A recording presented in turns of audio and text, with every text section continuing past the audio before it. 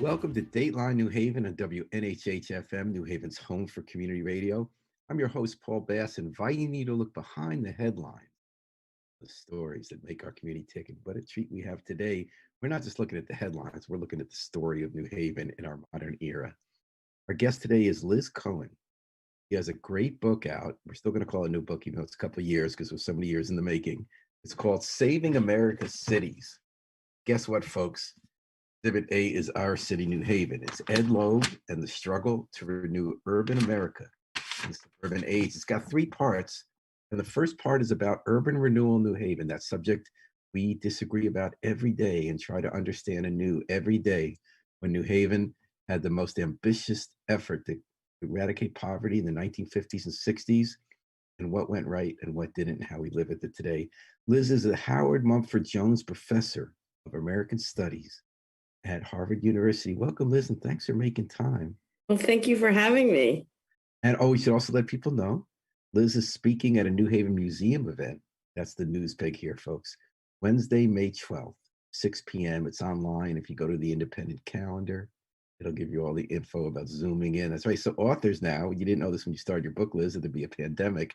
So you're now interacting with everybody like this. Yeah, and I'm actually getting to talk and interact with a lot more people. That's the interesting trade-off. So with Zoom, you're getting to connect with more people. Is there a doubt? You had a year of promoting this book before the pandemic. So what are the differences besides the fact that you get to be with more people? Well, it wasn't even really a year. The book was published in October 2019. And I had a lot of events the rest of that fall and into the winter. In fact, I was at one of my last public events was at the Yale School of Architecture in February 2020. And then after that, some things were canceled, but then a lot of things were rescheduled by Zoom. It's a trade-off. I miss the real connection to people, but it is great that more people are able to participate in these events than could or would go, in person. So even though independent bookstores are doing well again, and part of what they're doing is events, don't you think it's true that with the long tail of publishing, meaning a few books sell more than ever thanks to the internet, and then a lot do okay, but not amazing in that long tail? Book events didn't have tons of people. We would have events sometimes we sponsor in New Haven with great authors. And, a dozen people would come. It'd be great. There'd be great dozen people. So what is the future of this event? And now you said more people over Zoom because we needed something to do during the pandemic. Is that also flattening out? Do you still get as many people on Zoom? Well, I think that we may enter a period where hybrid becomes the way it is. I know I've been very involved in the Massachusetts Historical Society, and they have just seen enormous increases in their audience numbers. And I think they're going to continue doing all events in person, but also available online. You want to reach people. I mean, when I have a conversation like I'm having with you today, I'm not expecting that, most people are going to go out and buy my book. I like it, but they might not. But I'm reaching them in another way. So, fortunately, I have a day job. I'm a professor at Harvard. I'm not dependent on my royalties. And this just becomes another avenue to get people to think historically about what they're encountering on a daily basis. Well, let's talk about that. So I'm going to throw out what I would argue is the theory we still kind of have in New Haven. So I'm going to ask you to correct me if I'm accurately describing the way people perceive it, and then ask you to tell me what conclusion you came up with. Because your book I read as a call to re-examine all these assumptions we have about what happened in urban renewal. So here's what I think the popular theory is. You saw it kind of referred to in Clarence Thomas's decision on eminent domain about Negro removal or public hearings in New Haven, which is that in the 50s and 60s, we got all this money, get rid of poverty, and that know-it-all, sometimes well-intentioned planners abused their power to abuse entire neighborhoods. They thought they were wiping out poverty, but the city only ended up poorer. They displaced thousands of people. They destroyed neighborhoods. They ruined the economic base. That's not my theory, by the way. I'm arguing that that's the way it's seen. I think there's truth to it, not truth. But is that, when you started your book, Is that the theory you were confronting? And what was your theory in the end? Well, so there's a couple of issues here, if you don't mind me sort of disaggregating Yeah. them. One is, what I started off trying to do. I did not start with urban renewal as my topic. I didn't start with Ed Logue as my subject. Really? No, not at all. I Oh, started wanting to write a book about post-war cities and bringing in, a much broader picture of what had happened. There's so much focus in urban suburban history of the post-war period in suburbanization. The whole story that gets told is people leave the cities, they move to the suburbs, end of story. And, cities survived and they struggled.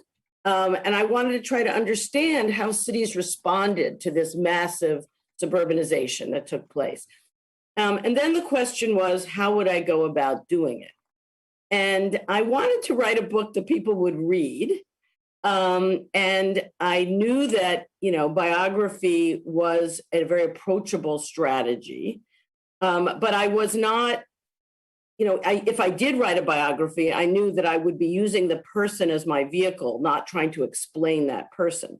And then I'll mention something rather amusing, but it did have an impact on me. I told a friend that I was going to do this book on the post-war cities, that as a person who loves cities, I was disturbed at where the state of them at this time. This would have been sort of 2005, 6. The crisis of affordable housing was already quite evident. And I wanted to know how we got here. And she said, well, housing and related subjects are really important, but the history is so boring. So I thought, well, I got to find a better way to do this. And so I was looking around and I had this inclination to see if I could construct the story around the life of somebody who had lived over this full post-war period and been active in it. I knew about Ed Logue because I had taught a course at Harvard on the history of Boston. And when we got to the 1960s and the emergence of what's called the New Boston, Ed Logue was a pivotal figure. He headed the Boston Redevelopment Authority, so I knew about him. And then in looking around, I didn't find any books written about him, which was good news. And I wrote to people and asked. But I also found that he had left an enormous cache of papers at Yale in the special collections, really huge. So that, of course, for an historian, that's very exciting. So that's how I got into it. And urban renewal, of course, became a major part of that post-war urban history.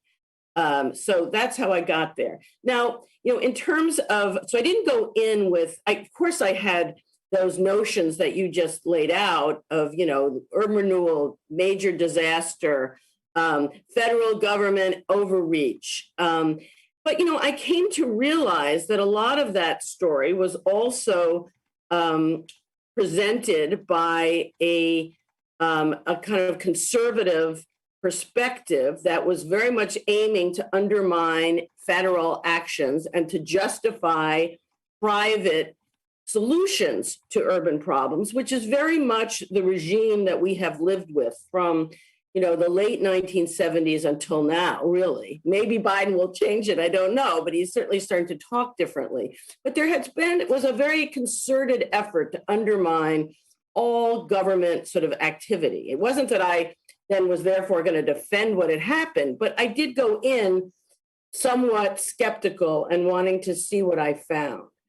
And one of the advantages of Logue was that he was in New Haven in the 50s. He moved to Boston in the 60s. He moved on to New York State, where he headed a very powerful state urban renewal agency called the Urban Development Corporation from the late 1960s through the mid 1970s. And then his last big job was in the late 70s and into the 1980s in the South Bronx. So I would be able to see the full stretch of changes. That was a great time. idea. And I loved reading more about Lowe because I never knew much about him. I knew his brother, who was the mayor, but right, of course, a lot of New Haveners. But what I wanted to just say, and then I'll give it back to you, is that what that long durée allowed me to do was to see that urban renewal was not just one thing throughout the second half of the 20th century.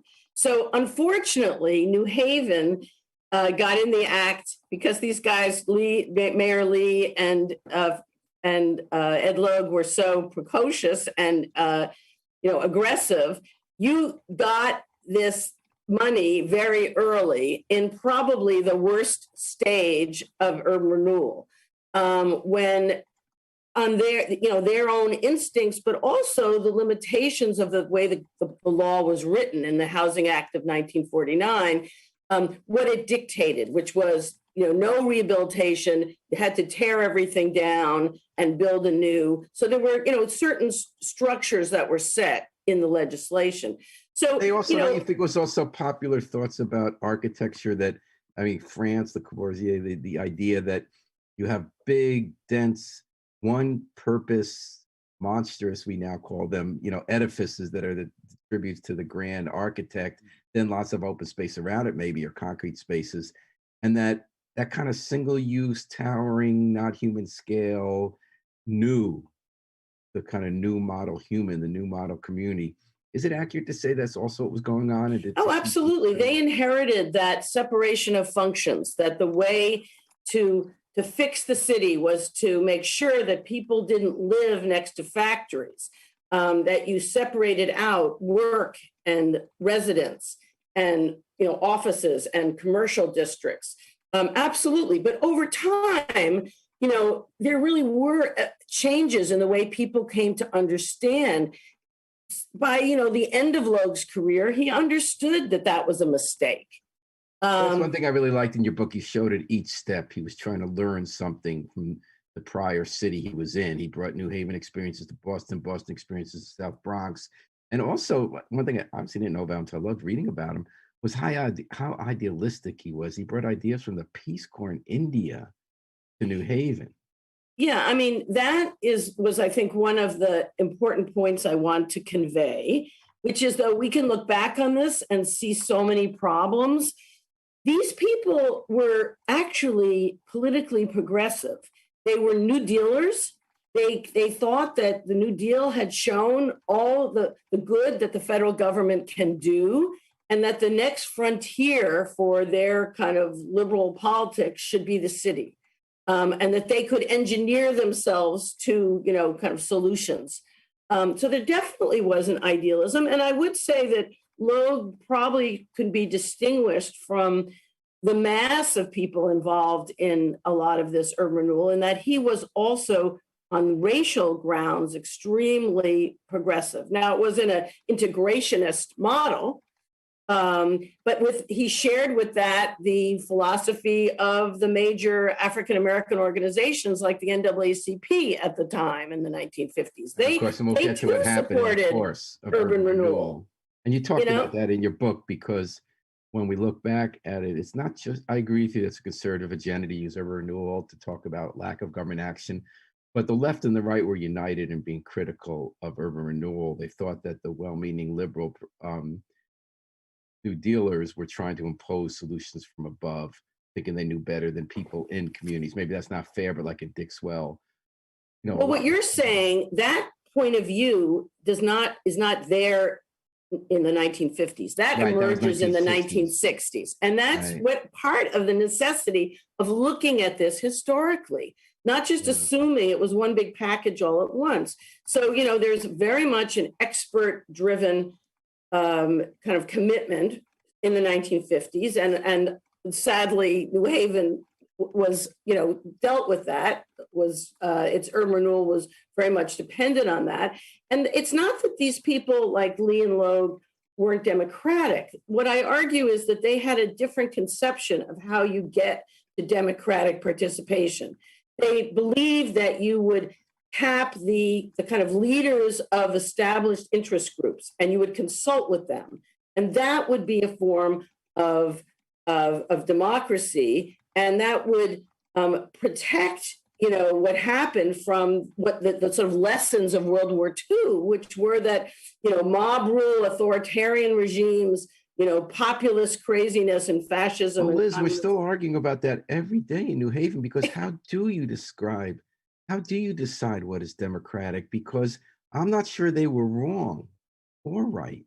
Because when we have arguments now about whether to put a skate park in a Dixwell Park, you have a group that's organized by some people, but if you took a poll, you get more names on a petition on another. People who are motivated to come to public meetings could be a combination of having the ability to come or having opposition that's driving them rather than support. And I think I've covered this stuff 40 years in New Haven. I never figured it out, how you decide that. I mean, you talked about how leadership changed over decades. You talked about Ed Loeb comfortable dealing with an earlier generation of Black leaders and how NAACP gave rise to CORE and they had the demonstrations. Dick Lee was telling me, the former mayor, all of a sudden he saw CORE and Walter Brooks outside his front door and he didn't know what was going on. He thought, he was dealing with the NAACP and you're right. People look back at it later and said they try to manipulate these groups and use patronage to get their plans through. But I've actually never come to a conclusion about how one measures democratic decision making. Those organizations represent people. So we have 30 alders in New Haven. That's our city council. They kind of represent a bunch of people. We have community management teams, which are really interesting engines of democracy where they're built around community policing districts, and now developers and everybody go there to see what the 30 people motivated come to a meeting think in that neighborhood. Liz, I really don't know. It's a question of our time, I think, in a lot of ways. Yeah. And it's been so that, yes, there was something wrong with only consulting with, kind of established groups, labor unions, business groups, the PTA, these sort of standard organizations. And by the mid 1960s, there was really a sort of rebellion against that. So this what this earlier version I call sort of pluralist democracy, coming from Robert Dahl's version of in Who Governs, and then I see that shift. Pardon? He announced that before he died. Maybe, but at the time he wrote the book, that was his argument. And then by the mid 1960s, you see in New Haven and in Boston, people rejecting that and saying there needs to be much more grassroots participation. And I call that participatory democracy, public meetings. But, we're living today with the legacy of that, which, as you suggest, does have its problems, and it does lead to NIMBYism. How do you, so whoever shows up at a public meeting, is that, those the voices we should listen to? If a group is very much neighborhood based and makes a decision, how can they take the full city into account and the needs of the city as a whole? There are many issues raised, and so it's not clear. I mean, I think the only solution is to say that there need to be many people at the table. And, what shouldn't determine what happens is what is happening too much today, which is that developers and private interests are really setting the agenda. So that cities faced with, a real decline in the resources they've had to work with have found themselves really dependent on attracting the Amazons of the world to the cities and doing what those interests, will deliver, and then trying to squeeze out of that private funding what the common good needs. So, okay, we'll put in inclusionary zoning. A certain proportion of those new market rate apartments have to be, affordable. Or the developer has to pay into a fund that will then allow the building of affordable housing in another neighborhood, or all of these strategies. That's not the solution.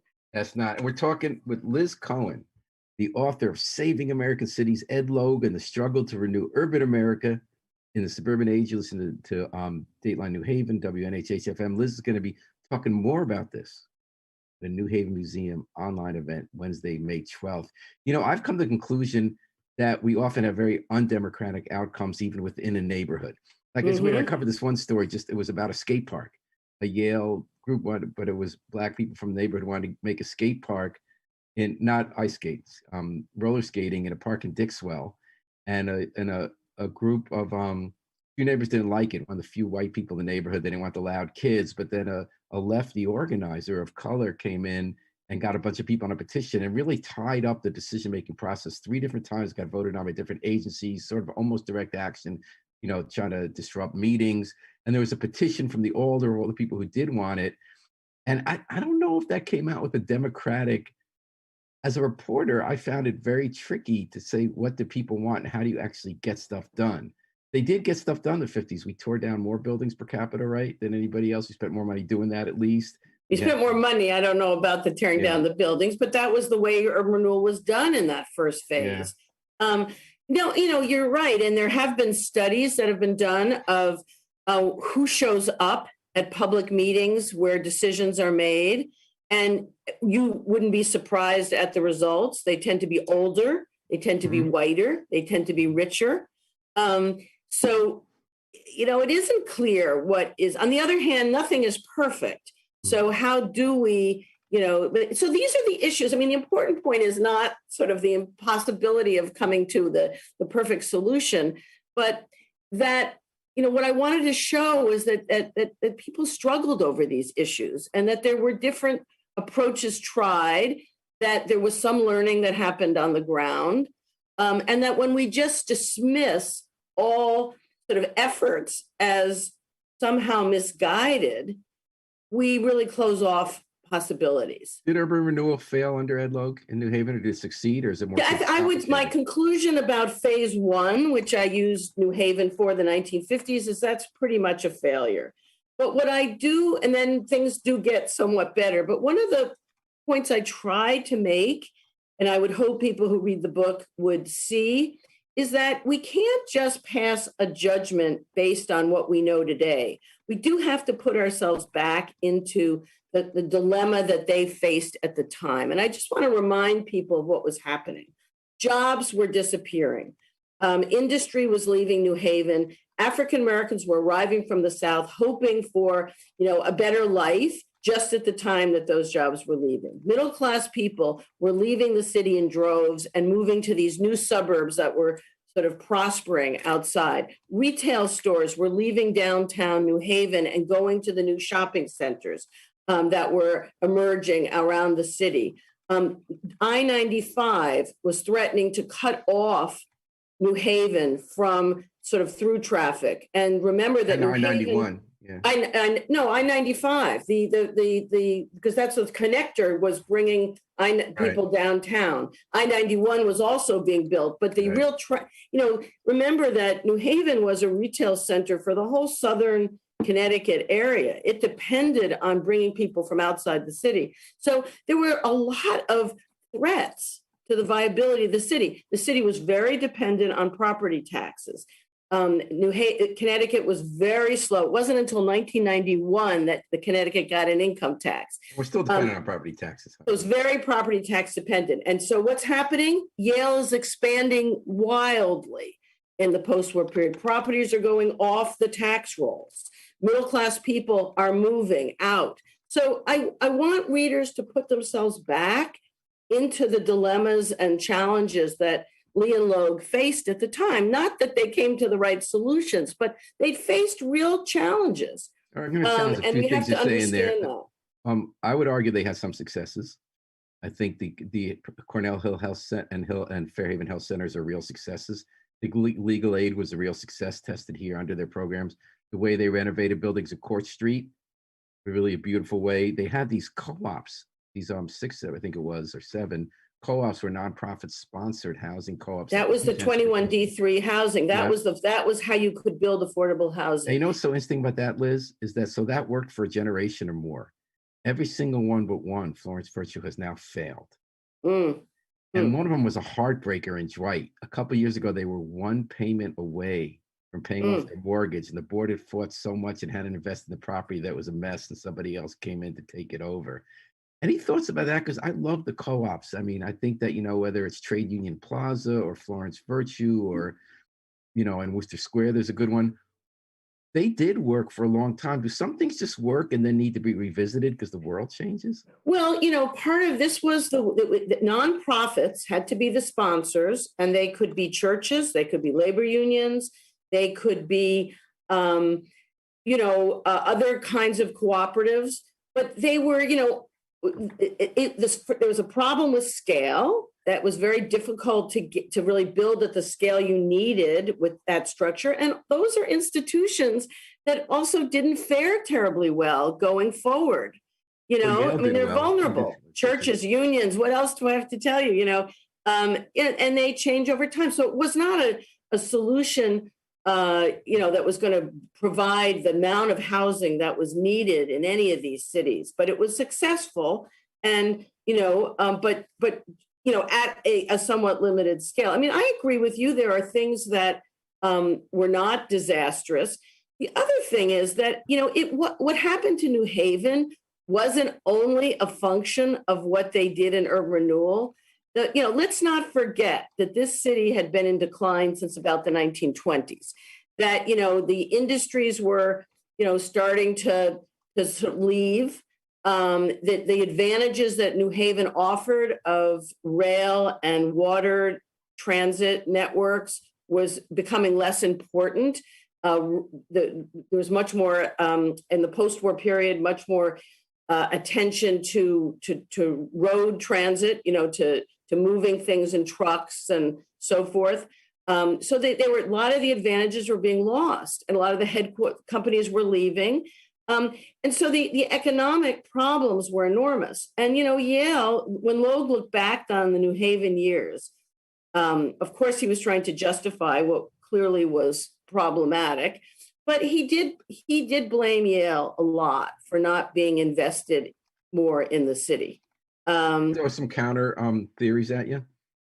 Yeah, sure. I feel like I've been watching New Haven gradually learn from a lot of different mistakes that don't fit into a neat theory since that period.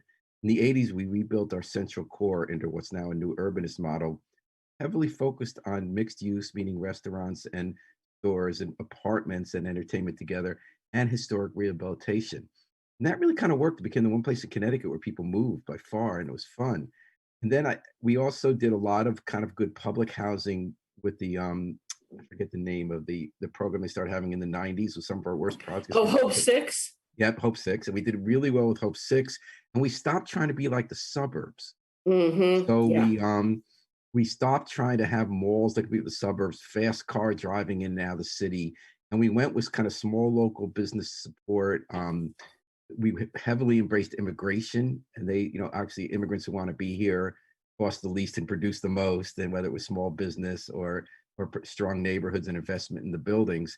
And I just wonder if taking from that is whether the lessons for the period is that cities should try to do what they do best rather than try to be suburbs and let solutions come organically. Because the change, so when you have Ed Logue positioned, I think from reading your book, I see him as someone who didn't think he was Robert Moses, not trying to be the guy who thought he knew about everybody and bulldozing everyone without being at all democratic and heartless, and not being Jane Jacobs, who kind of felt like government had no role and everything should be a apartment above a building. One of my favorite scenes was he based Jane Jacobs and said, you're talking about this movement, but you're talking in Greenwich Village.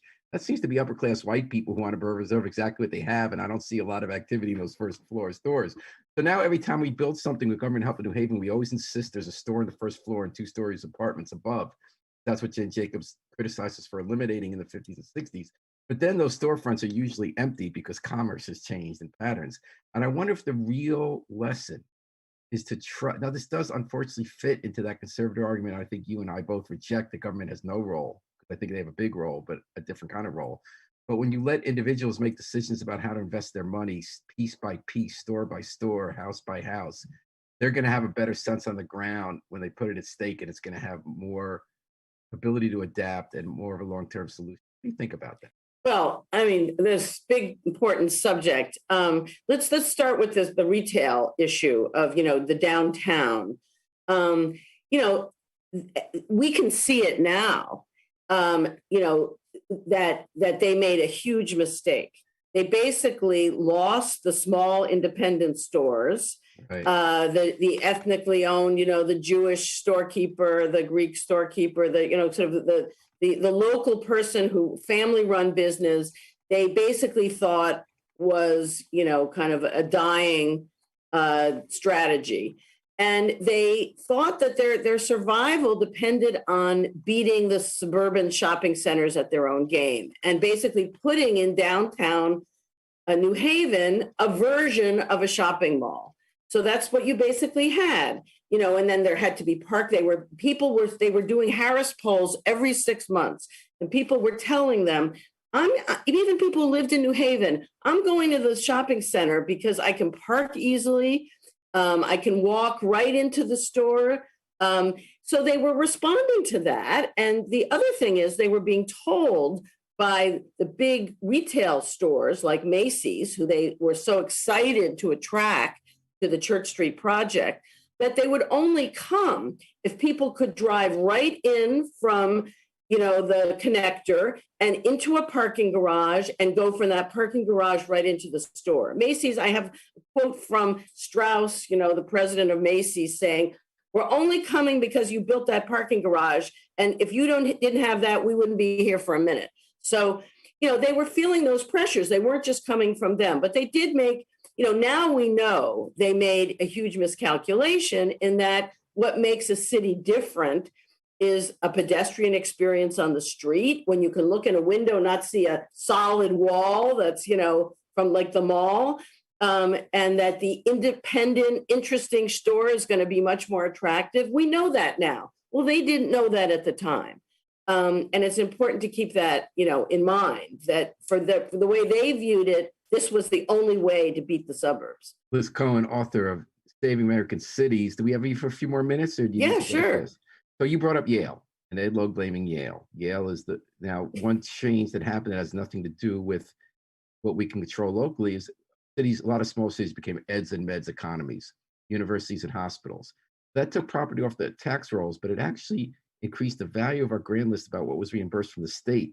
Even though we don't get a lot of reimbursement from the state, like 40 to 60% of the revenue we lose, there's a lot more revenue that might not have been there. Like we put a for-profit department store in the Bay where Mal's used to be downtown. It lasted 6 months.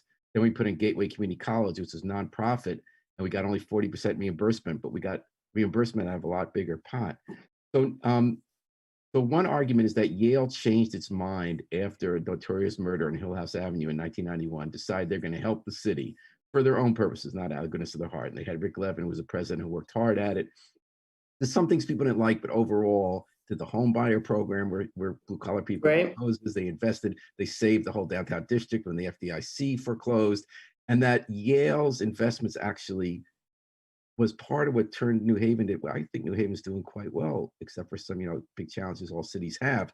On the other hand, you have Neil Prodor. Are you familiar with his book about Bart Giamatti that came out last year? No, and I don't know. He looks at, and he was the lawyer fighting the North Haven Mall for Alito. But he says that Yale and the Roosevelt plan, Maurice Roosevelt, obviously. Right. That was what they used. Yale professor who did the plan for Ring Road that didn't get built, but urban renewal. He says it was a eugenicist enterprise where Yale wanted to wall off Italian Americans, people, Black Americans, and Hispanics and Jews. And they were using urban renewal not as a well-intentioned enterprise, but to have this moat around their city for their own purposes. Is either of them right that Yale? Well, I think that's just too extreme. First of all, the reimbursements didn't happen right away. That comes later. That there's the nonprofits like universities have to pay in lieu of taxes, and that all emerged. It's about to change. Yeah, that's later. But Yale has a complicated relationship with its community. I mean, as you probably know, they thought about leaving New Haven, and then decided, no, we'll sort of make this investment. But don't forget that universities are also dependent on cheap labor that's nearby. So, walling off, I don't think so. I think that Yale has very much benefited from having a working class in the city. Universities and hospitals depend on that kind of labor. Yeah. I just think that it was, I don't know even how conscious it was. I mean, you'll see in my book, as you've seen, there are plenty of places where Yale participates. It's not like they were oblivious to this. There were connections between the city. Mayor Lee had been head of the communications office, the PR office at the university. There were certainly connections, but I just don't think they recognized how much their own flourishing would depend on how well the city did. They had a 20-year period where I think they did recognize that. Now they've gone back to the old way. Oh, really? Yeah, Because then there was all this development, around the university of Yeah. commercial, unsubsidizing commercial properties. That you Yeah. think they're retreating from that? They're not retreating Now. from some of the buffer land they're trying to have on Dixwell Avenue, but in general, they're no longer participating in big projects with the city. That stopped in 2013. They are negotiating now a greater financial investment that they're going to be announcing in a few days or in a week or two to help us through the crisis. But there was that period of 20 years with Rick Levin was the president, John DeStefano was the mayor, where Yes. they were on the phone with each other to solve every problem, big and small. And every few years, they had a big initiative like the Promise program that gives a free college scholarship to every Yes. student as well. The home buyer thing I thought was huge. We haven't had that. We're about to have a little bit of that again, but it's not the same. So why you think the retreat from the university taking? Because I think it was all about Christian Prince. I think the guy who was murdered there in Hill House Avenue, they were losing the best students and professors to Princeton and Stanford, and they decided they have to. No, that was the investment. Why did they pull back from that? I think it was a 20-year period, and the individuals who were part of that left. The people who left, who started in the city and started running the university, were not engaged in that. And I don't think I think the corporation got very focused on this competition for hedge fund money, and private equity money, chasing Steven Schwarzman to give $150 million to redo their commons, which was really not the $500 million they thought they're going to get that Harvard got. Their endowments are just exploding. It's up to $30 billion. And I think it's an arms race that the universities have become marketing arms of hedge funds. I know that's a crazy thing to say. You work at one, and obviously that's a simplistic statement. It doesn't talk about the great scholarship going on, but there's a lot more focus on that. I think they started getting some bad PR during the pandemic for ways they were ignoring New Haven and some new pressure they didn't have before. So the negotiation, kind of like when Science Park was created in '81, a negotiation that they're going to like grudgingly give some money to. But this isn't on the radar of the Yale Corporation. The mayor and the president of Yale have not for 6 years been like cooking up ideas together and helping them each one succeed. And there were bumps there too. I just think it's larger forces come to play that make things happen or not. And but before I let you go, Liz, what is your conclusion after having researched New Haven, seeing what Ed Logue did in Boston and South Bronx? What should cities like New Haven be thinking going forward? Big challenges to succeed, the role of government.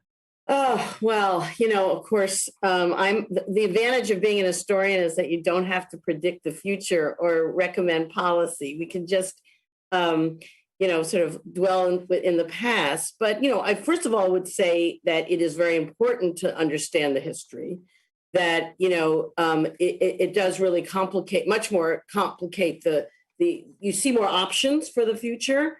You see that there were things tried and failed.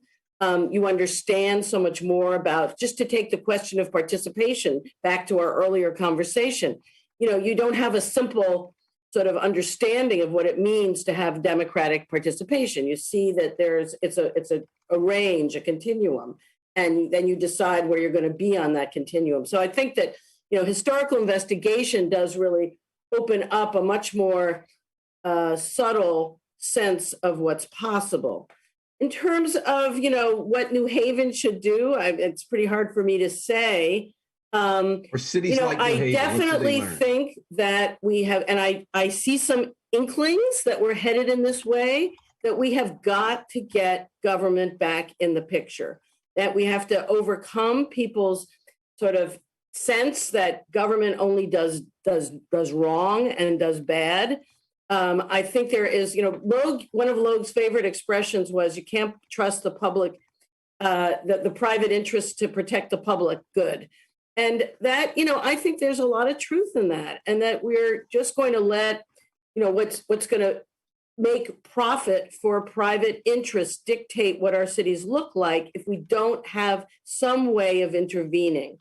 And I think we need to give public officials the tools, which basically are resources. It's not only about money, but a lot of it is about money. And cities have been beholden to, what developers want to do for too long. And I think we just have to get people to have confidence again in government. I think maybe we can see it. I mean, look at the turnout in the last election. That's really impressive. And it does suggest that people they're not just voting, but they're thinking that it matters to vote. And they'll hopefully start to care then about where their tax dollars go, and what is happening in the environment they're living We're in. actually going So, to have real opportunity with the Recovery Act that did well, that's pass what I'm Congress, hoping. And we're and also, especially with Biden fiber has optic said, cable. Yeah. I want people to recognize that what government can do. And I guess I'm going to give them a chance, and I hope that we all do, because I don't see the alternative. Right. Well, one idea in the meantime is I suggest that everybody go online, if you're online already, unless you're listening on FM, and purchase Liz Cohen's book, Saving America's Cities. You're going to learn a lot about how our city, New Haven, got to be where it is and what happened in Boston and New York as well. Food for thought, and you can tune in the New Haven Museum. Going to have Liz talking about this book and the subject in much better depth. Wednesday, May 12th, 6 p.m. online event. Go to either the New Haven Museum website or at the New Haven Independent calendar. All the info's there. Liz, thanks so much for chatting. It was a real pleasure. Thank you, Paul. I really enjoyed it. It's nice to see you again. Yes, and what a great job you did on that book. I have Thank so much you. respect for the many years you put into it. You did a fantastic job. Well written, well Thanks. researched, well thought out, and everything. And I Thank want to also you. thank our station manager, Harry Drost, the man behind the controls who makes the miracle happen every day on WNHH. We're going to take it out with the Afro-Semitic Experience performing I Wish I Knew How It Would Feel to Be Free from the group CD, A Plea for Peace. This is Paul Bass inviting you to fly free with us all day and all night at WNHH, New Haven's home for community radio.